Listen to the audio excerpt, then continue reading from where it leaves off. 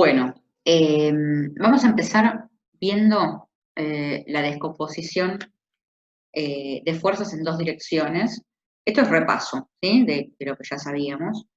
O sea, yo tengo una fuerza F, la quiero descomponer en la dirección de X y en la dirección de Y. ¿Esto por qué? Porque habíamos dicho que todos los problemas que son en el plano, en física, uno lo divide en dos coordenadas, ¿sí? O sea, trabajo en X y trabajo en Y independientemente, y después, si me hace falta, los junto.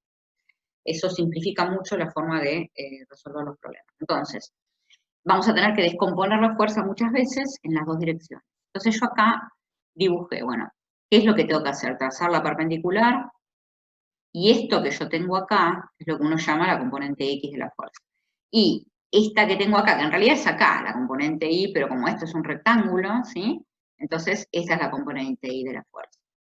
Vendría a ser como el camino contrario de cuando uno compone fuerzas. Como yo tengo digo fuerzas, pero en realidad es cualquier vector. Si yo tengo dos vectores, ¿se acuerdan que para sumarlos uno hacía el método del paralelogramo?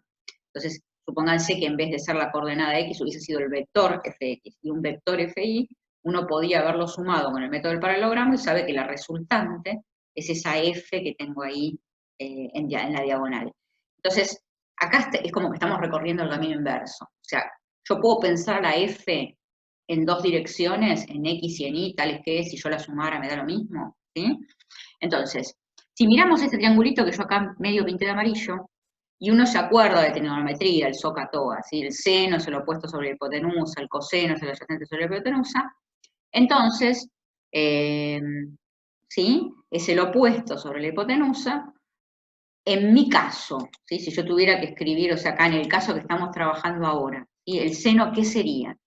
El opuesto es el que está enfrente, ¿sí? Este es el cateto opuesto, que es Fi, entonces yo tendría la componente Y de la fuerza dividido la hipotenusa, y la hipotenusa es la componente, perdón, el vector F. Entonces, si yo ahora agarrara F y trato de pasarla del otro lado para obtener Fi, uno le quedaría una ecuación que dice que Fi, ¿sí? Es F por el seno del ángulo alfa. Entonces yo ahí encontré una forma de encontrar la componente Y si yo conozco F y conozco la. Lo mismo vamos a hacer con el coseno, ¿sí? Plantearnos, bueno, ¿quién es el coseno? Es el adyacente es el que está pegado al ángulo. Entonces es la componente X dividido la hipotenusa, que en este caso es el valor de la fuerza F. De nuevo, si a F la paso del otro lado, ¿sí? Me quedaría que la componente X de la fuerza es del ángulo alfa. Entonces yo ahí obtuve dos formulitas, si quieren, ¿sí? Que me permiten calcular las componentes de un vector cualquiera, en este caso de la fuerza F. Ahora, hay que tener un cierto cuidado, ¿sí? Con esto. Lo ideal es que uno lo planteara cada vez, o al menos lo pensara un poco. Pero si no lo quiero pensar y me las quiero acordar de memoria, hay que acordarse que este ángulo que está acá, que es el ángulo alfa, siempre es el ángulo con el eje de las X. O sea, si alfa está entre la fuerza y el eje de las X, entonces yo voy a decir que la componente X es F por el coseno, y la componente Y es F por el seno. ¿Qué me pasa en el que me interesa a mí explicarles hoy, que es el plano inclinado? Bueno, en el plano inclinado yo tengo, generalmente lo que uno quiere es descomponer a la fuerza P, que es perpendicular al piso siempre, la quiere descomponer en dos direcciones, yo acá se las dibujé. En la dirección de X sería este pedacito, ¿sí? Px, y en la dirección de Y sería este pedacito de acá, que es Py. Ahora, ¿qué pasa con el ángulo que nos suelen dar en el plano inclinado? Yo lo voy a dibujar acá, miren. Uno, en el plano inclinado, lo que le suelen dar es el ángulo que forma el plano que está inclinado con el piso, ¿sí? Eso es lo que suele siempre ser el dato en el caso de un plano inclinado, este es alfa. Entonces, fíjense, yo les voy a dibujar la fuerza, esta es la fuerza es perpendicular al piso. Entonces, uno tiene una línea que es así, perpendicular a la superficie del piso. Y después tengo la componente Y, tengo el eje Y, que es perpendicular a el plano del plano inclinado, o sea que viene así, viene perpendicular al plano inclinado. Bueno, ahí, ¿sí? Si uno tiene, siempre que uno tenga una recta o una semirrecta que es perpendicular a otra, y esta otra, que también son perpendiculares entre sí, el ángulo que queda formado acá, me quedó medio chiquitito, pero bueno, el ángulo que queda formado lo voy a pintar de amarillo, este de acá, ¿sí? Ese ángulo es el mismo que este de acá.